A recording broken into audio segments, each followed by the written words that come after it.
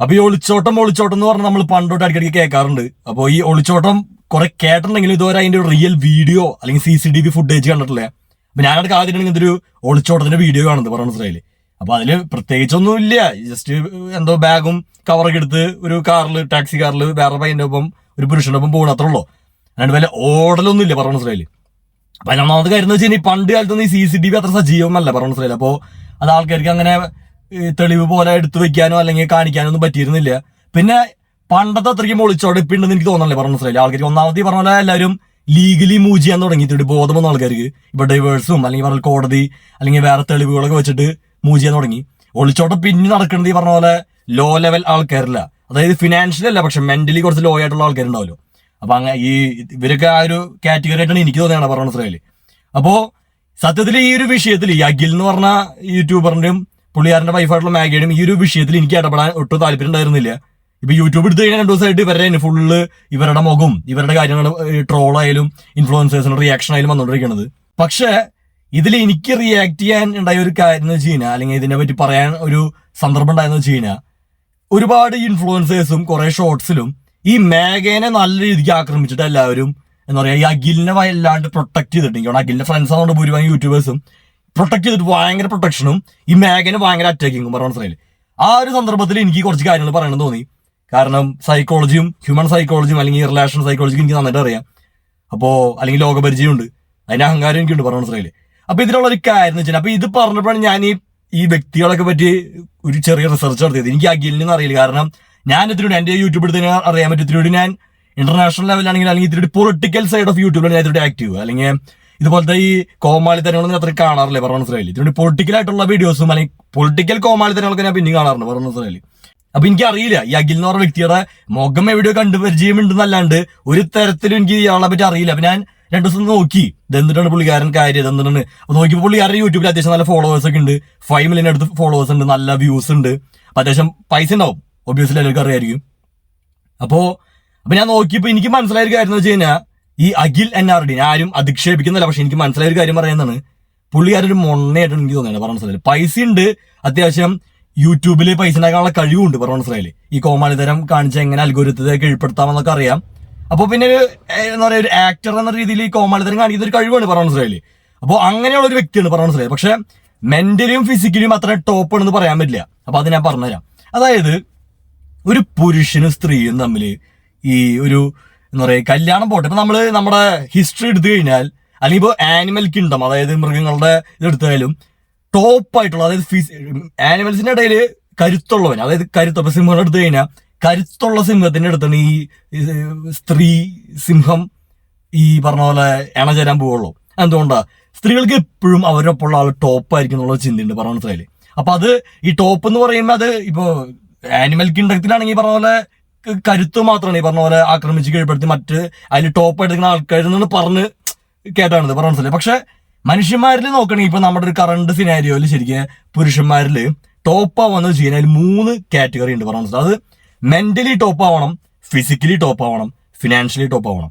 ഇത് 3ഉം ടോപ്പായി അത്യാവശ്യം ചറ്റതരങ്ങളൊന്നും ഇല്ല, നല്ല സംസാരശേഷിയും ഇതൊക്കെ ഉണ്ടെങ്കിൽ ഒരു പരിധി വരെ ഒരു സ്ത്രീയും അങ്ങനെയുള്ള പുരുഷന്റെ അടുത്തുനിന്ന് ഒളിച്ചോടി പോവില്ല. അത് ഞാൻ ഗ്യാരണ്ടി പറഞ്ഞത്. ഇത് ഒരുപാട് പേര് വിയോജിക്കും, കാരണം ഒരുപാട് പേർക്ക് ഇതിനുള്ള ബോധമില്ല, ഇത് അറിവില്ല പറഞ്ഞ മനസ്സിലായില്ലേ. അതിന് ഒന്നാമത്തെ നമ്മൾ ടോപ്പ് ആവണം. ഈ ഇതിൽ ഏതെങ്കിലും ഒരെണ്ണത്തിനും ടോപ്പ് ആയാലും ഇതിനെ പറ്റി മനസ്സിലാവുള്ളൂ പറഞ്ഞ മനസ്സിലായില്ലേ. അല്ല ഈ മെന്റലി ടോപ്പ് ആവുന്ന ഒരുപാട് ഘടകങ്ങളോട്ടുള്ള ടോപ്പ്നെസ് ഉണ്ട് പറഞ്ഞ മനസ്സിലായില്ലേ.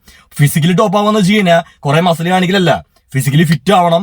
ഒപ്പം തന്നെ ഈ പറഞ്ഞ ബെഡ്റൂമിൽ നന്നായി പെർഫോം ചെയ്യാൻ പറ്റണം, അതൊക്കെ ഭയങ്കര ഇമ്പോർട്ടന്റ് ആയിട്ടുള്ള ഘടകം തന്നെയാണ്. അപ്പൊ മൂന്നാമത് വരുന്നതാണ്, അതായത് ഫിനാൻഷ്യലി ടോപ്പ് ആവണമെന്ന് പറയുന്നത്, അത് ഒരുപാട് പേര് തെറ്റിദ്ധരിച്ചേക്കുന്നത് പൈസയാണ് ഏറ്റവും ഇമ്പോർട്ടന്റ് ആയിട്ടുള്ള ഘടകം എന്ന് പറഞ്ഞ മനസ്സിലായില്ലേ. അത് തെറ്റാണ്.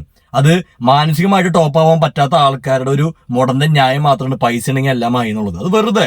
ഓഫ് കോഴ്സ് പൈസ ഉണ്ടെങ്കിൽ ഒരുപാട് കാര്യങ്ങൾ നമ്മുടെ ജീവിതത്തിൽ ഈസി ആയിരിക്കും, സ്മൂത്ത് ആയിരിക്കും. പക്ഷെ it is not the ultimate പറഞ്ഞ മനസ്സിലായില്ലേ. അൾട്ടിമേറ്റ് സംഭവം എന്ന് വെച്ച് കഴിഞ്ഞാൽ മെന്റൽ സ്ട്രെങ്ത് ആണ്. മെന്റൽ സ്ട്രെങ്ത്തിന് താഴെയാണ് ഫിസിക്കൽ സ്ട്രെങ്ത്തും ഫിനാൻഷ്യൽ സ്ട്രെങ്ത്തും വരുള്ളൂ. അതൊക്കെ ഒരുപാട് ഇതൊന്നും അറിയണമെന്നില്ല ആൾക്ക്. ഞാൻ പറഞ്ഞിരുന്നുണ്ട്, വേണേ മനസ്സിലാക്കിയാൽ മതി. അപ്പൊ ഇതുള്ള കാര്യം എന്ന് വെച്ച് കഴിഞ്ഞാൽ ഇപ്പൊ അഖിലിനെ എടുത്തു കഴിഞ്ഞാൽ യൂട്യൂബൊക്കെ ഒബ്സർവ് ചെയ്ത് കഴിയുമ്പോൾ അത്യാവശ്യം നല്ല പൈസ ഉള്ള വ്യക്തിയാണ്.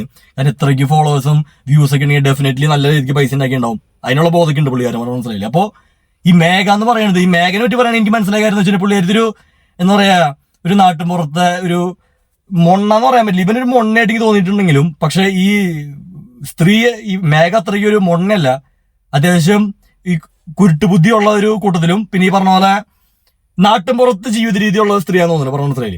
അപ്പൊ അങ്ങനെയുള്ള സ്ത്രീകൾക്ക് അതിനെ പറ്റിയുള്ള വിദ്യാഭ്യാസം ഉണ്ടാവില്ല. അതായത് ഈ മാന്യമായിട്ട് ഡൈവേഴ്സ് ചെയ്ത് പോകണം, അല്ലെങ്കിൽ ഈ പറഞ്ഞ പോലെ മാന്യത കാണിക്കുന്നുള്ള അതിനുള്ള ബോധം ഉണ്ടെന്ന് എനിക്ക് തോന്നണല്ലേ പറഞ്ഞ സ്ത്രീ. അത്രയ്ക്കും ഒരു കാര്യപ്രാപ്തിയുള്ള ഒരു സ്ത്രീ അല്ല. അതിന്റെ വീഡിയോസിനെ കണ്ടപ്പോഴും അതിനെ ഒബ്സർവ് ചെയ്തപ്പോഴും അതൊരു കുട്ടികളി പോലത്തെ, അതായത് ഒരു എന്താ പറയാ സ്മാർട്ട്നെസ് ഉണ്ട്, അത്യാവശ്യം കുരുട്ടുബുദ്ധി ഉണ്ട്, പക്ഷെ അതിന്റെ ഒപ്പത്തിന് മന്നിപ്പുണ്ട് പറഞ്ഞ സ്ത്രീ. അങ്ങനത്തെ ഒരു കാറ്റഗറിയാണ്. ഞാൻ അധിക്ഷേപിക്കുന്നില്ല, എനിക്ക് മനസ്സിലായി കാര്യങ്ങൾ പറഞ്ഞിരുന്നത് പറഞ്ഞ സ്ത്രീയിൽ. അപ്പൊ അങ്ങനെ അപ്പൊ ഇതിന്റെ ഇടയിൽ ഞാൻ നോക്കിയപ്പോ ആ സ്ത്രീയുടെ വീഡിയോയില് എന്തോ ഈ പറഞ്ഞ പോലെ അഖിലിന് എന്തോ വേറെ അഫെയർ ഉണ്ടായിരുന്നു, അങ്ങനെ അതാണ് കാരണം എന്നൊക്കെ പറഞ്ഞ എന്തൊക്കെയോ ഒരു വീഡിയോയിൽ കേട്ടു. പക്ഷെ അതിപ്പോ ആ വീഡിയോ കാണാനുമില്ല പറഞ്ഞ മനസ്സിലായില്ലേ. അപ്പൊ ഇതൊക്കെയാണ് കാര്യങ്ങള്. അപ്പൊ ഇതിൽ എനിക്ക് പറയാനുള്ള കാര്യം എന്ന് വെച്ചാൽ പുരുഷന്മാരോടാണ്, അത് നിങ്ങളൊരു കാര്യം മനസ്സിലാക്കണം. നിങ്ങള് ടോപ്പ് ആണെങ്കിൽ, അതായത് ഫിസിക്കലി ഫിനാൻഷ്യലി മെന്റലി ഒക്കെ ടോപ്പ് ആണെങ്കിൽ ഒരു സ്ത്രീയും നിങ്ങളെ വിട്ട് പോവില്ല. നിങ്ങൾക്ക് ഒരു സ്ത്രീക്ക് വേണ്ട കാര്യം എന്താണെന്ന് ആദ്യം മനസ്സിലാക്കാം. ചിലപ്പോൾ ഒരു സ്ത്രീക്ക് ഫിനാൻഷ്യൽ സപ്പോർട്ടായിരിക്കും വേണ്ടിയിരിക്കുക, ചിലർക്ക് ഫിസിക്കൽ സപ്പോർട്ടായിരിക്കും വേണ്ടിയിരിക്കുക, ചിലർക്ക് ഇമോഷണൽ സപ്പോർട്ടായിരിക്കും. അതായത് അവർക്ക് എന്താണ് വേണ്ടതെന്നുള്ളതും അത് നിങ്ങൾക്ക് പ്രൊവൈഡ് ചെയ്യാൻ പറ്റുന്നുണ്ടെങ്കിൽ അവിടെ ഒരു പ്രശ്നമില്ല. ഇപ്പൊ ചിലർക്ക് എല്ലാം വേണ്ടിയിരിക്കും, അതായത് അവരെ പുരുഷൻ ഫിസിക്കലും ഫിനാൻഷ്യലും മെന്റലും ഒക്കെ ടോപ്പ് ആവണമെന്ന് ആഗ്രഹം ഉണ്ടാവുന്നു പറഞ്ഞ മനസ്സിലായില്ലേ. അതുപോലെ പുരുഷന്മാർക്കും ആഗ്രഹം ഉണ്ടാവും, പക്ഷെ ഞാൻ ഒരു പുരുഷന്റെ പെർസ്പെക്റ്റീവില് പറഞ്ഞിരുന്നു പറഞ്ഞ മനസ്സിലായില്ലേ. അപ്പോ അതാണ് പുരുഷന്മാർ ശ്രദ്ധിക്കേണ്ടത്. നിങ്ങൾക്ക് അത് പ്രൊവൈഡ് ശരിക്കും ചെയ്യാൻ പറ്റുന്നുണ്ടെങ്കിൽ, അതായത് ഇപ്പൊ ഒരു സ്ത്രീക്ക് വേണ്ടത് ഫിസിക്കൽ സപ്പോർട്ടും ഇമോഷണൽ സപ്പോർട്ടും ഉണ്ട്, പക്ഷെ നിങ്ങളിൽ പൈസ മാത്രം ഉള്ളൂന്നുണ്ടെങ്കിൽ അവിടെ അഡ്ജസ്റ്റ്മെന്റ് ഇല്ലെങ്കിൽ ഒരു തരത്തിൽ അത് മുന്നോട്ട് പോവില്ല.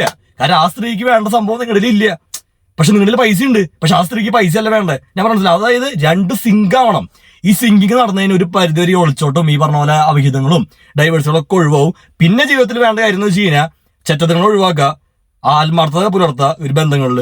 പിന്നെ ഈ പറഞ്ഞ പോലെ അഡ്ജസ്റ്റ്മെന്റ്, അതായത് പണ്ടത്തെ കാലത്ത് നമ്മുടെ പൂർവികർക്കൊക്കെ ഇതിനുവേണ്ടി അഡ്ജസ്റ്റ്മെന്റ് കൂടുതലായിരുന്നു പറഞ്ഞു. അവര് ഒരു പ്രശ്നം വന്നു കഴിഞ്ഞാൽ പറഞ്ഞു തീർക്കും, അല്ലെങ്കിൽ അവിടെ തന്നെ തീർക്കാൻ ശ്രമിക്കും. ഇപ്പൊ എന്ന് പറഞ്ഞാൽ ഒരു പ്രശ്നം ഉണ്ടായി കഴിഞ്ഞാൽ അതാണേലും പെണ്ണായാലും അപ്പൊ തന്നെ ഡൈവേഴ്സിന് പോവുക, അല്ലെങ്കിൽ അടിച്ചു പിരി. ആർക്കും ക്ഷമയില്ല, ആർക്കും അഡ്ജസ്റ്റിംഗ് മെന്റാലിറ്റി ഇല്ല പറഞ്ഞ മനസ്സിലായില്ലേ. അപ്പൊ അങ്ങനെയുള്ള ഒരു കല്യാണം കഴിക്കാൻ നിൽക്കരുത്, അല്ലെങ്കിൽ പറഞ്ഞ പോലെ ഇതൊക്കെ നോർമലൈസ് ചെയ്യുക. അതെ, അപ്പൊ ഇത് അഖിൽമാരോടാണ് എനിക്ക് പറയാനുള്ളത്. പലതരം അഖിൽമാരല്ല, പലതരം അഖിൽമാര് നമ്മുടെ ഇടയിലൊക്കെ ഉണ്ടാവും. നിങ്ങൾ ശ്രദ്ധിക്കുക, ഇതാണ് സൈക്കോളജി. മെന്റലിയും ഫിസിക്കലിയും ഫിനാൻഷ്യലും ടോപ്പ് ആവാണ്ട് കിടന്ന് മോങ്ങിയിട്ട് കാര്യമില്ല. ഇതൊക്കെയാണ് നാട്ടിൽ നടക്കുന്നത്.